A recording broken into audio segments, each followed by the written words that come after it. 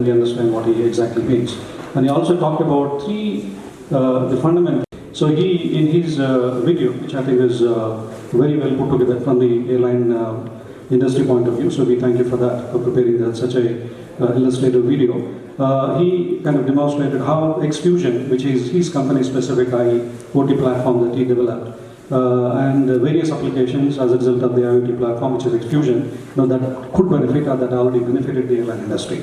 Now, some examples I picked in his presentation, which could be potential benefits to all of us in terms of better management of vehicle health, which I think especially from Celebi point of view, that we have 100 plus forklifts that we operate. So that's a great benefit if we can track and also predict the health of any forklift, so that we make sure that these vehicles don't break down, so that the service that we give to our customers do not get impacted. So I see a great benefit. So a lot of freight forwarders, airlines that are here, you also see a benefit in that.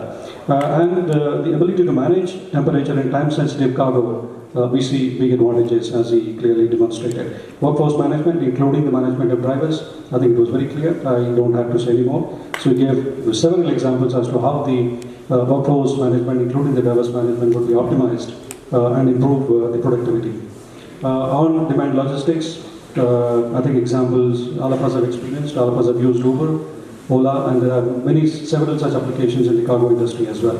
Operations dashboard, I'm actually a great fan of such a thing. We are trying to develop one for ourselves, so that getting one view of the entire operations in one go is a great advantage.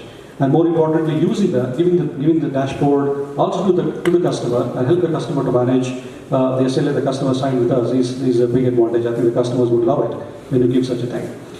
Two quick observations here. One, as the Honorable Minister also talked about the applications of drones. Now, in fact, in the recent past, from Celebi point of view, from the airport operator point of view, we've also been researching to see whether drones could be used inside the warehouse to do real-time warehouse inventory. We are actually researching it. If that happens, I think some of the location accuracy related pain areas that you experience when you interact with the CTOs, that would be greatly improved.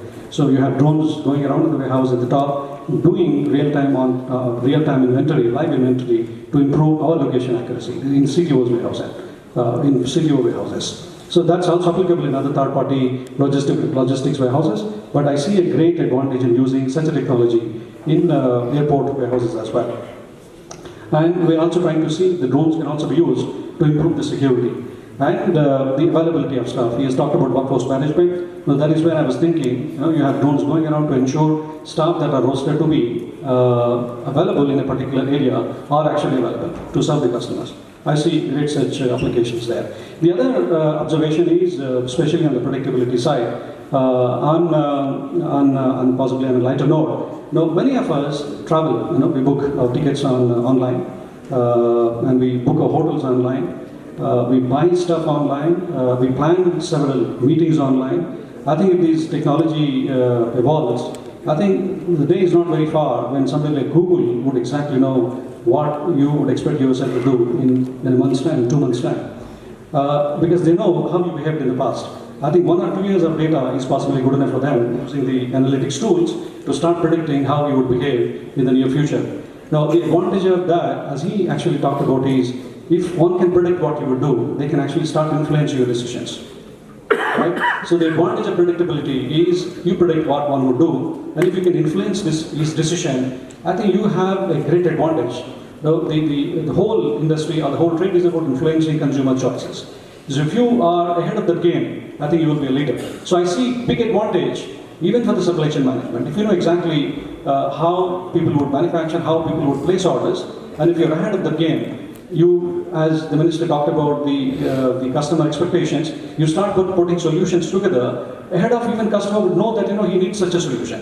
I think this technology of IoT, when it reaches its maturity, would actually give us that great advantage. If I'm right, this is what I understood from your presentation. So I'm sure we'll ask those questions in the Q&A session, understand more from him. And we also have Amar, is waiting for his presentation, so I request him to take us through his presentation. Thank you. Being the last speaker on the panel is, of course, I see all of you who have absorbed, all of this new stuff, a little fatigued.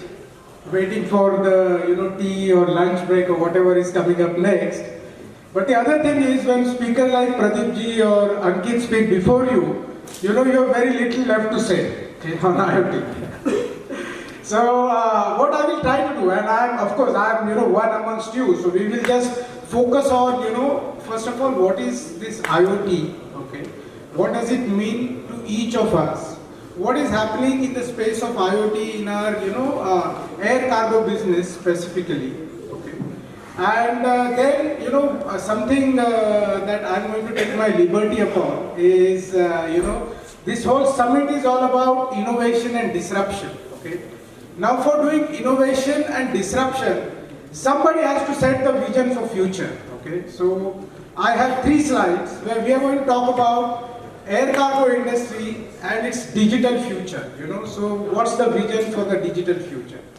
So with this, let me just begin my presentation. Now, what is IoT? In the simplest of terms, something that you and me can understand, especially related to cargo. When I joined as a management trainee, in a technology company that was dealing with cargo, I was told that, if an aircraft is full, the first thing that goes off the plane is cargo, right? And then I, asked somebody why, and then I got an answer because cargo can't speak, so you can split the cargo, you can, offload it, etc.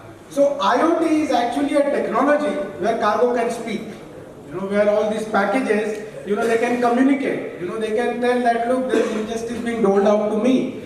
They can say, where they are, what their locations, conditions are. So in the simplest of terms, this is what IoT is all about in the context of what you and me do in our daily lives. Okay?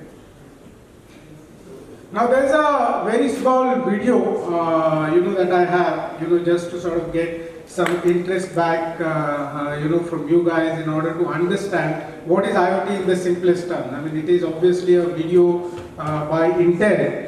And this is a very short video that will give you what Internet of Things is all about. By now, you may have heard the term Internet of Things. Sounds interesting, but what does the Internet of Things actually mean? IoT is an evolution of mobile, home, and embedded applications that are being connected to the Internet, integrating greater compute capabilities and using data analytics to extract meaningful information. Billions of devices will be connected to the Internet, and soon, hundreds of billions of devices. As related devices connect with each other, they can become an intelligent system of systems. And when these intelligent devices and systems of systems share data over the cloud and analyze it, they can transform our businesses, our lives, and our world in countless ways. Whether it's improving medical outcomes, creating better products faster with lower development costs, making shopping more enjoyable, or optimizing energy generation and consumption. Here's an example of the big picture. Imagine an intelligent device such as a smart traffic camera. The camera can monitor the road for congestion, accidents, and weather conditions, and communicate that status to a gateway that combines it with data from other cameras, creating an intelligent citywide traffic system. Now, imagine that intelligent traffic system connected to other citywide transportation systems, which get data from their own intelligent devices, creating an ever larger intelligent system of systems. The really big possibilities come from analyzing the end-to-end data across that system of systems. For example, let's say the city's intelligent traffic system detects massive congestion due to an accident. That insight can be sent to the citywide transportation system, which can analyze the accident's impact on other city systems. Recognizing the accident is near the airport and 2 city schools, it could notify those systems so they can adjust flight and school schedules. It can also analyze and derive optimal routes around the accident and send those instructions to the city's digital signage system to guide drivers around the accident. And that's just one example of the potential benefits that can happen when intelligent devices share insight with other systems, forming ever-expanding systems of systems. But how do we get there? Regardless of the solution, Intel processors are designed to help you get to market faster and easier. So since I'm not from by now, it's essentially putting sensors in some of these devices and then tracking all the information through the sensors, and then there is a layer of analytics that runs, and then that will give you information for decision making. Okay, this is what this whole thing is all about. Okay, now let me just move on to the next slide. I've also been told by the chairman that we are running a little late. One of the other disadvantages that I didn't mention of being last speaker, but very quickly. So, what is IoT? A network of devices connected to internet, having their own, IP addresses. They connect and, communicate with each other electronically. So, supply chain, Ankit has already mentioned so many use cases of supply chain, but one of the most important use case of supply chain, and specifically for air cargo, and that is something that is coming upon us, through a regulation. Have you heard about electronic seals? Right, and even customs are sort of doing a pilot right now. The electronic seals being explored for cross-border movement of goods, especially on roads that the customs is doing a pilot with. So a seal that is put on a container not only monitors the fact that the container seal is not tampered with, but also, that seal, electronic seal is sending you continuous information about where the container is. And that's actually also leading you, to a lot of insightful information on where the container, where the bottlenecks are, where the containers are stuck, where the processing efficiency is low. So that's a very important business case that all of us will have to experience in next 1 or 2 years, because it's already in the pilot phase, and it will come to you as a freight forwarder or a terminal operator or as an airline. It will all come on to you. Okay, so let me just very quickly go on to some of the projects that are happening in this space. So Air Canada is actually doing RFID enabled sensors for tracking the shipments end to end. So this is something that is already happening. The shipments are being tagged, barcodes are being replaced by RFID tags, and then the shipment statuses are getting relayed. They are all getting fed into cargo management systems in order to do last minute planning, replanning, etc. So that's something that is already happening.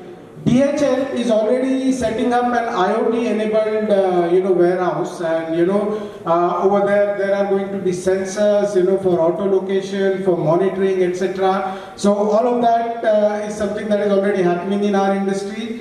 Finnair Cargo, they have a project which is live now called Cargo Eye. Cargo Eye is again talking about tracking shipments using IoT. So that's something that is already happening. Lufthansa Airport, Lufthansa Technik is also setting up an IoT warehouse. So these are companies that we deal with day in, day out. All of them are now getting onto this whole IoT bandwagon. Okay. In India also, there's a lot of work being happening in IoT. Again, I think I made the same mistake where I have used a light blue background and a white font, but essentially Andhra Pradesh government is setting up an IoT hub. Okay. So IoT, I was fortunate enough to visit Ericsson's studio in Stockholm. Ericsson has been, leading all of this technological revolution, and I saw some fantastic use cases over there, something which is very relevant to us. I also found out that there is 5G happening, and what is can you guess the speed of 5G phone? Any guesses? 100 GB per second. I mean, utna nahi pahuncha, but a little less than that. But absolutely fantastic. The phone right now that I saw is half of that pole size. Okay, so it's not yet miniaturized. Okay. But it's a 5G phone where you can actually download 20 movies in a second. Okay.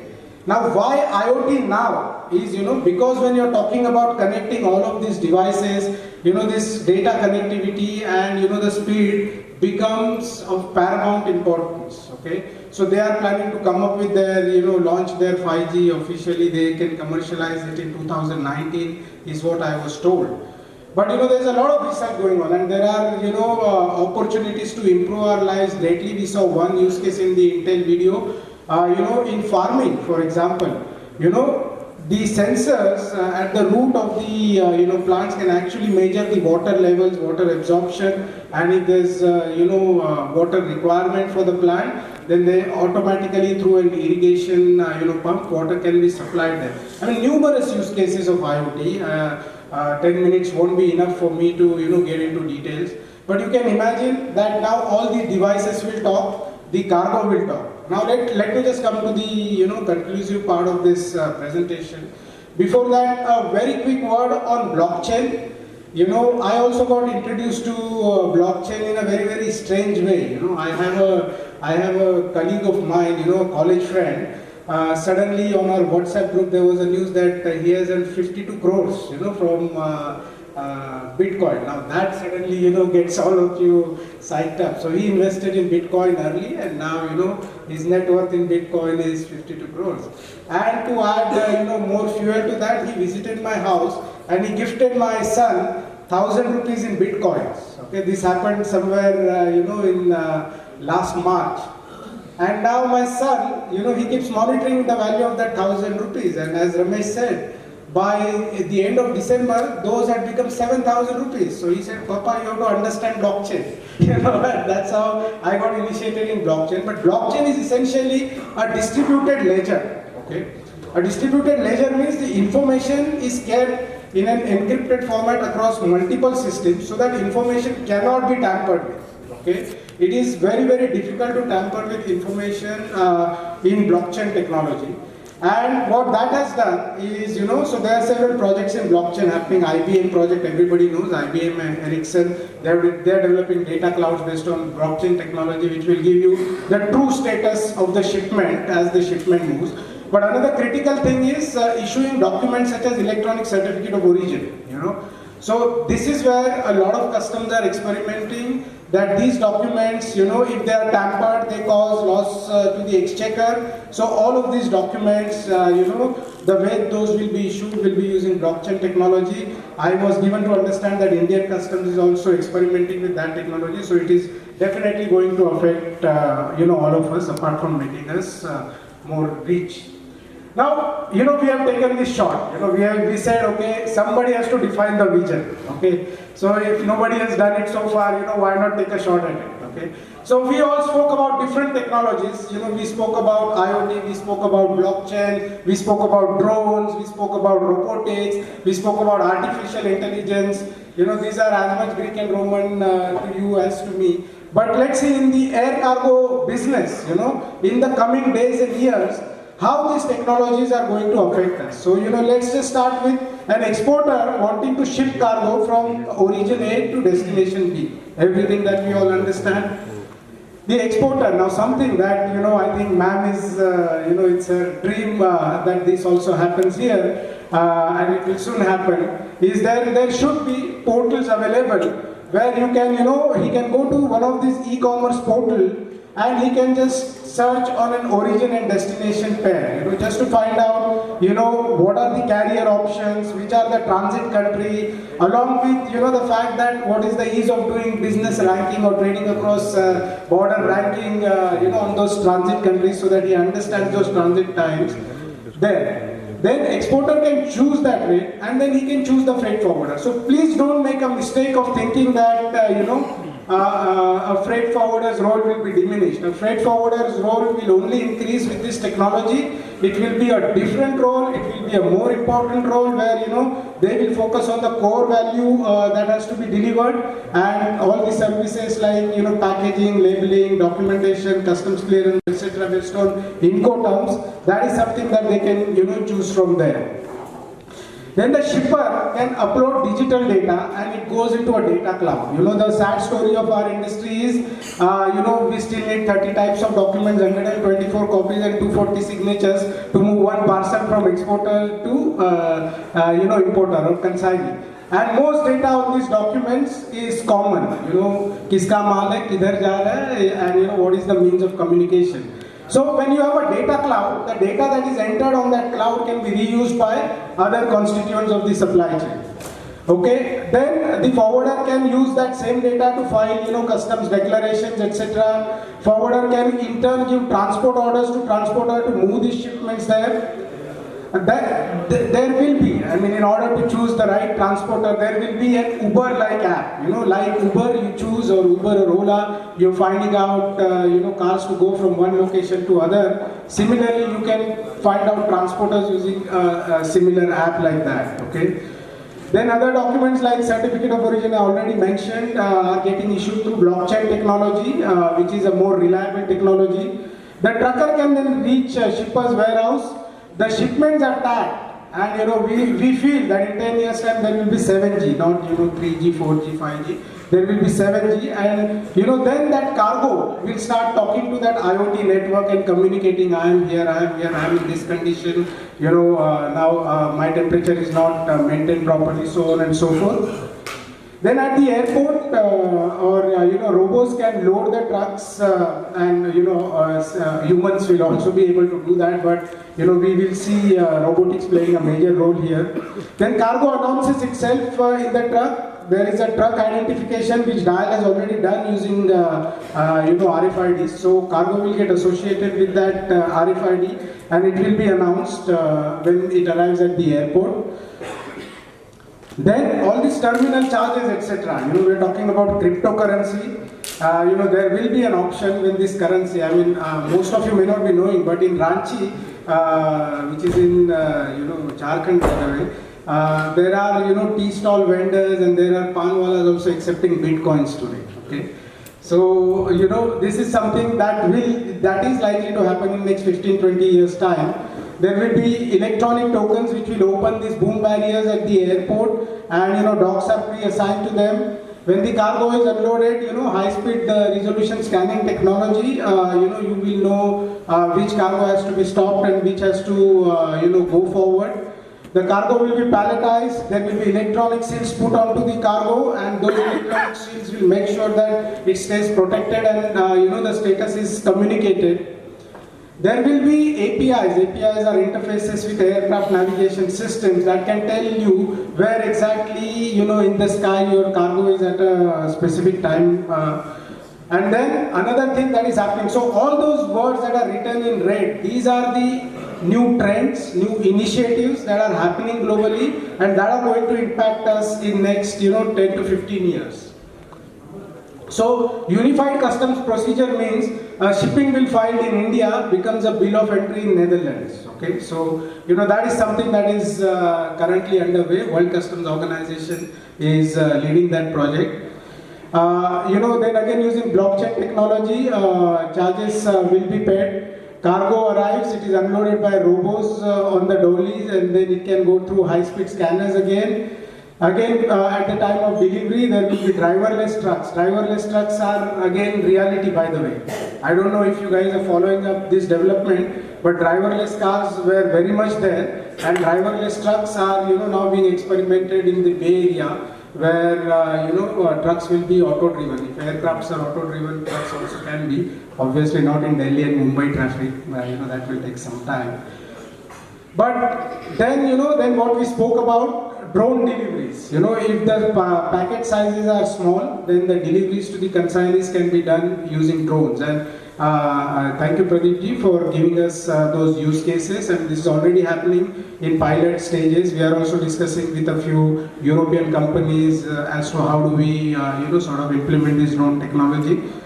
And then the role of forwarders again. You know, there is another technology called 3D printing. Do you guys know about 3D printing?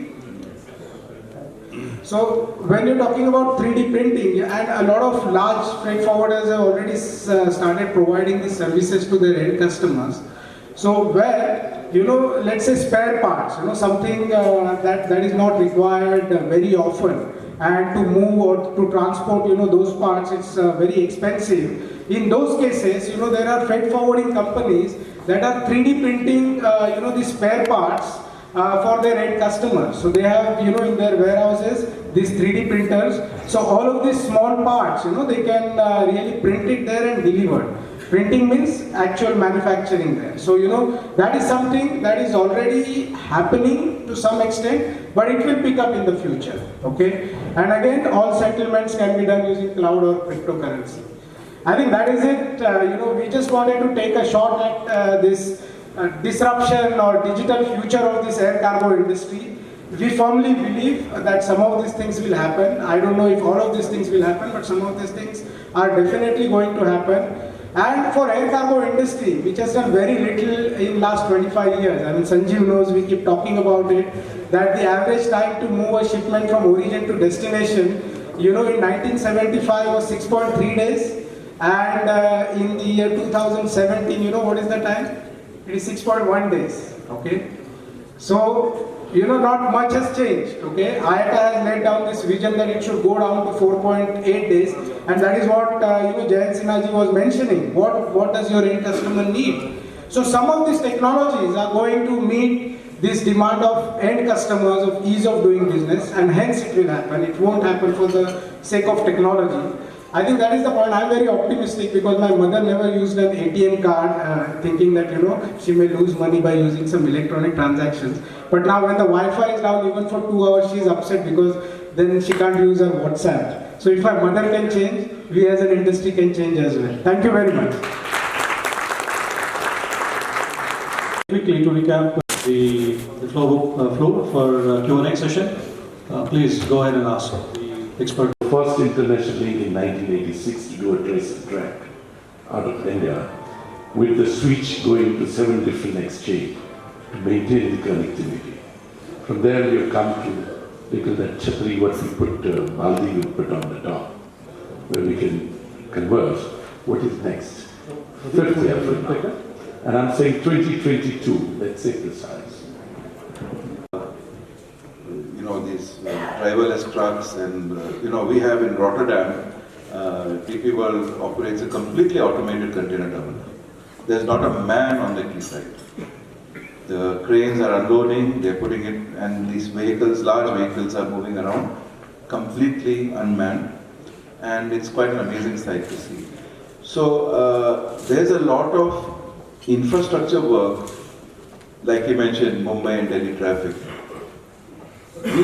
We might confound ourselves in India to quickly adapt to these changes because of other reasons. So I think the time has now come, is like the minister said, give me a list, a white paper, but we need that white paper not only to be introspective about our needs as the air cargo community, but the touch points that we will have with the other infrastructure. And because, the best laid plans are foiled for the smallest insignificant reason. So we need to think much wider than we were thought before. So the next steps are, to answer your question, to sit down and think in that wide manner. Thank you very much. And two things, as I said. One is when I look at the IT or technology enablement which is there in the air cargo fraternity today across the supply chain. I can only conclude, and perhaps you all can correct me, that it's a collection of parts. So the airports have their own IT systems, the airlines have their own IT systems, the freight forwarders run their IT systems, so it is a collection of parts. How and in what efficient manner, and taking what steps, next steps, can we integrate them so that all these wonderful things like real-time tracking and monitoring of transactions by every player at the same time. I can very gently, I'm not committing, but say that if today you find that via IceGate or via EDI, there are problems of the server not being able to deliver, perhaps we need to talk and see how we can enhance that capability. But to do that, you must make the case for us to do, which is, are you yourselves integrated? And are you telling us then, deliver a bigger platform for us or bigger space for us? So that's the first part, and when we must step into that. The second is that when I looked at, again, the geography or the geospatial cargo potential of India, I found that we are very patchy. So cargo from one area is getting lifted by air, but the same cargo by air. The international cargo growth was not sufficient. So given this patchy geometry that you have of cargo potential, there is a fabulous scheme of the regional connectivity. I am flummoxed that I'm waiting for you to ask. I think we... Many of you that I gave the example in one of my meeting interventions that when I asked what is the word Om composed of, I was always told it has 3 syllables. O-M, right? But I was always taught as a child that there are 4. Till you conclude the M with silence, you haven't finished saying Om. So, and for me, silent was of the customer and the supplier. So in all my discussions with the freight forwarders or the entire freight chain, I used to find everybody except customers and suppliers. And even in my ministry, I couldn't find too many of them. So can we begin to speak to the suppliers and the customers, the final consignees? How do we get to that? Using IT technology. Thank you. The first role is to get everybody onto the platform. That's why we got all the stakeholders now present. First thing first we've done, and we're taking little baby steps. Of course, our next step is to get that silent entity, which is not present. The supply chain part, even within their hierarchy, is not given that much importance. Which is now, it has been changing. And I'm telling you, a company as big as Hindustan Liver is only 4 years before now they were director supply chain at the board level. So we never used to get that attention. Some of our problem, because we used to solve the problem so effectively and so efficiently, they never thought that they need to speak, right? But so I think that we take a blame on ourselves, being efficient with our customer. But what the Honourable Minister said and what you said, I think it's somewhere the ACFI, which is now going to do, is to come out with a product solution ideas. Today what is happening, my company does the product solution idea, we make some idea. The ACFI role now, and we got a clue from the Honourable Minister and from you, that we have to come into this product solution, and ultimately, of course, the silent party, the regime, which is sitting there and doing that, because at the end he's paying money, has to come on board to say what he wants. So looking at infrastructure, looking at region, looking at the processes, we will now hand over, along with our KPMG knowledge partners, to give you product-wise. Like say, we did pineapple shipment out of Tripura into Dubai. And I just want audience to know, man, in Tripura the pineapple are sold 50 paise a kilo. You know, we're talking cryptocurrency and all, they're still selling 50 paise a kilo. If I can move that pineapple, and which is as juicy as from Thailand, and move it out into the outside of the world, that's a value proposition I'll give to the farmer. If we can get 50 paise or 5 rupee, we make money. And we are going to work on those kind of customer solutions, which will add value, which will make someone who is silent, who doesn't know what it is. I think so somewhere we have left, and we accept the blame, that we have not made aware our customer what they can do. And the idea was the innovation disruption is to make a partnership with them.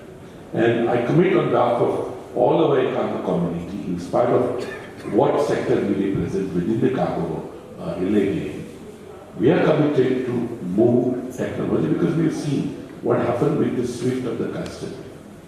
40% of customer local business has gone down, 30% lower than what we were doing earlier. And that's the warning to us.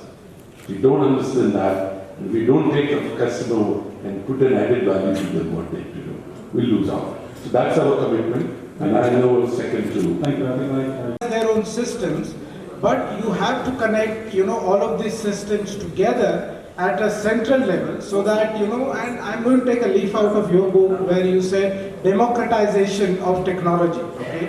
So those airports that have already built their own community systems and, they have offered it to the trade, great.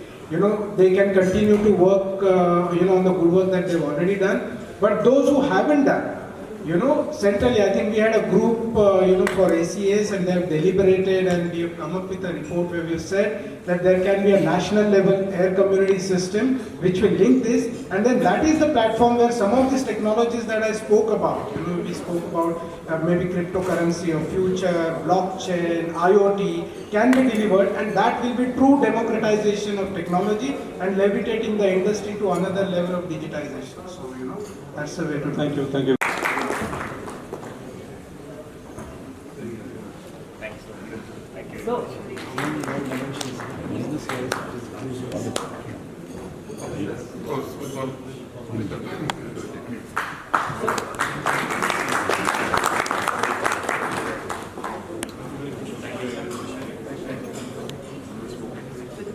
Ramesh, photo, Ramesh.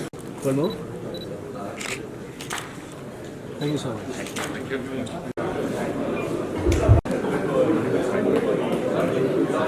Medium. And this is for? Come out from everywhere. You don't know who your next competitor is. They may just not know your business at all.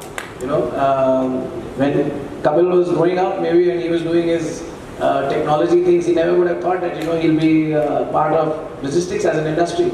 But tomorrow, he's a possible huge service provider for tomorrow. So you don't know. So be ready for embracing competition. So what I would now do is I'll bring in our last speaker of the evening, of the afternoon, Vikram Paul. He is the Regional Managing Director for Cargo Partner India Private Limited. He's got 27 years of experience in the industry, working with various top-ranking logistics companies in India and abroad. He's a graduate from the University of Kolkata, new venture in the India subcontinent, Middle East and the Sahara region. Vikram, can I have you over? Ladies and gentlemen, big round of applause. If they don't clap well, they don't get food now. Thank you, Yash. Thank you.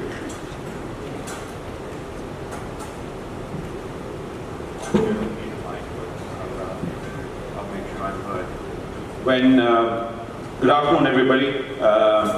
It's really nice to see a lot of friends and a lot of old associates that we were able to spend some time with briefly this afternoon at the tea break.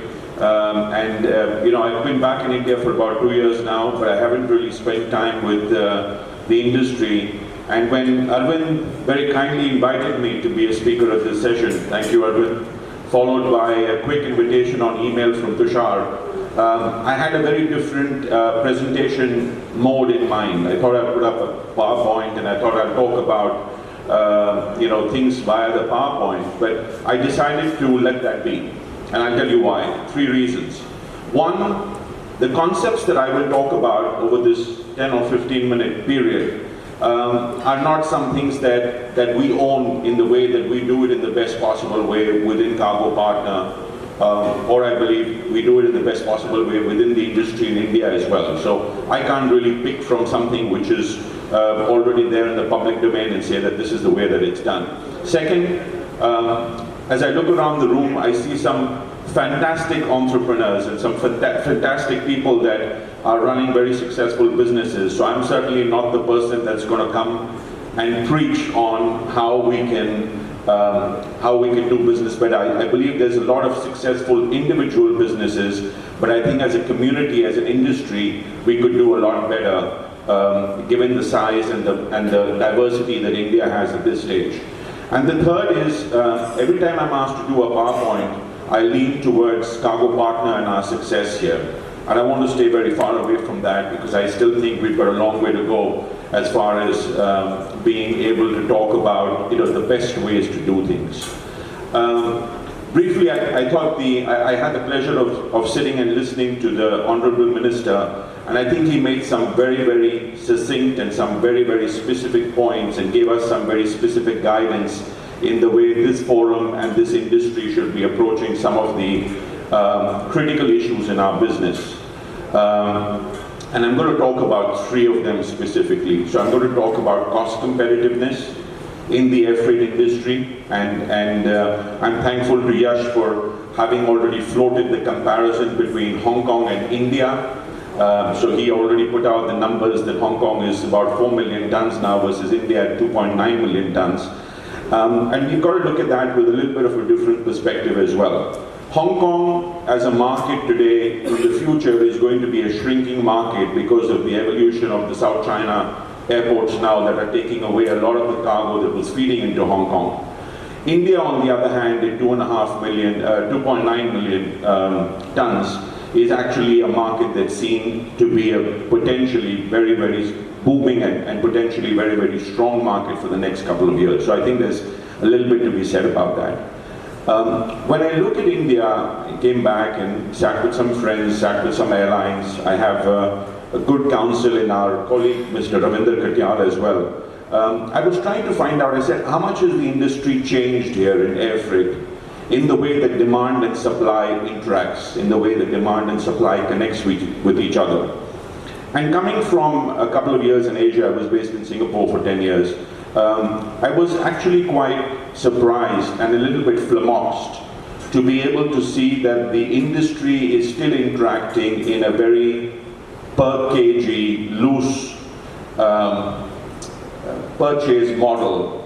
And there is very little, if at all, any business that has gone into the arrangements or the procurement discussions around unitized business, built-up business with pivot weights and with cubic as the basis to be able to decide what the commercial terms are.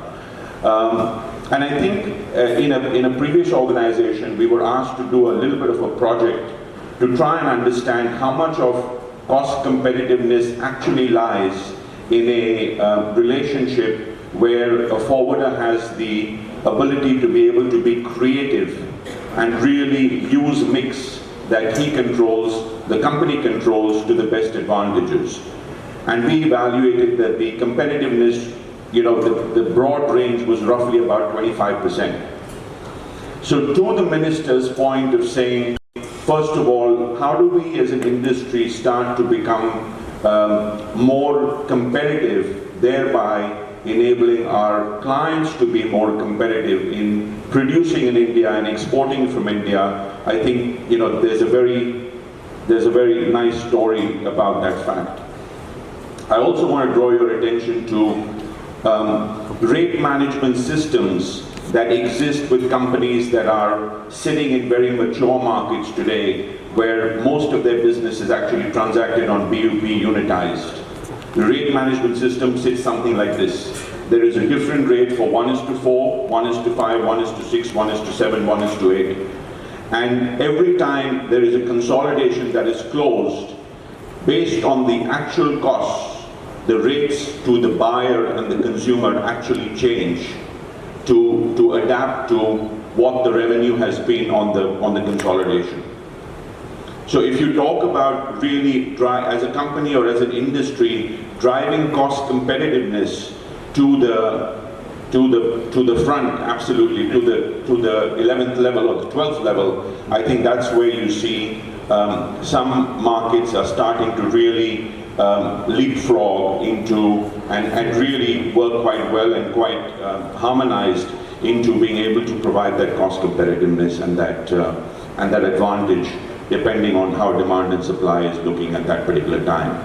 I know I'm not going to make too many friends with the airline community, but I'll take the risk because I think we're quite small, and I think Ravinder will be able to calm the nerves of the people who look at me and say, you know, this is something that is conceived to be a little bit far away or a little bit far-fetched as far as India is concerned. To the theme of the session, which is to talk about a little bit of e-commerce and freight forwarding as well. The only input that I have today is that a lot of markets which are faced with a combination of e-commerce and commercial freight, very similar to India. India, there's a lot of stories about e-commerce actually dictating either the front of the aircraft or the first plane out every time because they're able to pay such higher revenues per kg in themselves, sometimes at the cost of the company itself. So, you know, if you look at Amazon's results yesterday, they declared a $2.1 billion loss globally, and that was because they incurred more of a loss in India than they were expected to. So not everybody is bottom line focused, but are still very successful companies. But when you look at the demand supply side, you know, e-commerce is starting to really challenge the commercial freight in terms of space in as far as India is concerned. And if we really look at ourselves as an industry which is establishing some solid baseline, I would strongly urge companies and the overall market to start talking about services like next flight out, express, standard, deferred, and multimodal, rather than buying and selling or transacting business based on a particular carrier or a particular you know, or a particular relationship or whatever it might be. And the comparison to that is when you talk about Amazon, for example, Amazon doesn't talk about whether they use FedEx or UPS and give you a different price for FedEx and UPS. They say Amazon Prime, which is the overnight service, has a certain clear rate and they service you exactly as per that. And then they talk about Amazon Deferred or Amazon Standard, which is a standard service and has a very set, specific, you know, condition, service condition attached to it as well. And I think for us, as we start to look at things that need to change on the ground, we must be able to build service solutions and service models which are very distinct by the service that you buy, that creates the satisfaction and the assurance on the client side that they will be able to maintain and sustain their supply chain based on that. So in that context, I'll give the example of Amazon or any of the other large express companies that are starting to really become very large in India. On the big picture side, so which is you know, India as the major force in this subcontinent. I think that at least in trying to understand how companies have dealt with, say, congestion in Bangladesh, for example, we're finally starting to hear that India is actually positioning to become a major transshipment hub. And I was always surprised when I looked at airline presentation or forwarder presentations around the world where the geographies went something like this: Shanghai, Hong Kong, Singapore, sometimes even Bangkok or Malaysia. For some companies, they use Bangkok or Malaysia as consolidation hubs. Missed India completely or anywhere in the subcontinent, Dubai, and then Europe, and then obviously the US and Latin America. And I always wondered why that was. And I think with the amount of process re-engineering, the simplification, and some of the work that the forums and associations have done, including some of the custodians that have been done, I think the best thing that we can do is really develop some solid transshipment processes for the overall industry. It should not be just a first mover advantage. You know, one company goes and does it and suddenly moves 300-400 tons while the rest of the industry is still trying to figure out the means and the right connection, so to speak, to be able to get it done. So you know, with ACFI really starting to lead some of the innovation, some of the change, and some of the on-the-ground re-engineering that needs to be done, I strongly suggest that we start to compete And I can tell you the biggest threat at the moment to us is Sri Lanka. So if you look at the city of Colombo and the sea corridor that they're using and some of the massive facilities, bonded facilities that Sri Lanka has put up, and where, mind you, in 2017 they have got a huge amount of volume from Bangladesh. So sea air and air went via Sri Lanka to a large extent because the infrastructure was there, the harmonization and the processes were there, and there is abundant capacity because Sri Lanka as an economy is now coming back to compete with, is coming back from some of the scare that was there in the political systems a couple of years ago. So tourism is booming, it's considered to be a great place to live. Flights are very frequent, and there's large capacity there, and they were able to take advantage of a situation where there was a small window to be able to operate as a hub, and I think they're going to continue to grow with that. So if you look at the Chinese investments into Sri Lanka today, it's a scary situation because they might own a port there in Sri Lanka in the next couple of years. Probably with China it'll be much shorter than that. And then we have somebody who's in a different part of the world that's competing with us right in our backyard. So I think there's the need for us to look at big picture as well. But it all comes down to our ability to be able to re-engineer and harmonize processes here that will allow us to set up an ecosystem that really enables us to operate on three different levels. So I'm talking about a competitive level, I'm talking about a service level that's very distinct and very specific, and I'm talking about a big picture level as well. So a little bit from an outsider perspective, being away for a couple of years and then coming back and being an air freight person at heart, if you really look at what needs to change, I think associations and forums are very strong. The fact is that we've now got a logistics status as well as an industry, which I think was lacking for a long period of time. Absolutely in sync with some of the government that came and spoke on the forum today about the fact that we have to start putting a white paper together and talking about what the client wants in competitiveness, in service, and in being able to understand the big picture as well. So no PowerPoint from me. There was nothing that I put together. It would have been too one-sided, and I just wanted to share a couple of thoughts and perspectives around the industry and the pointers that we could use to be able to become a better community and a better industry as well. Thank you very much.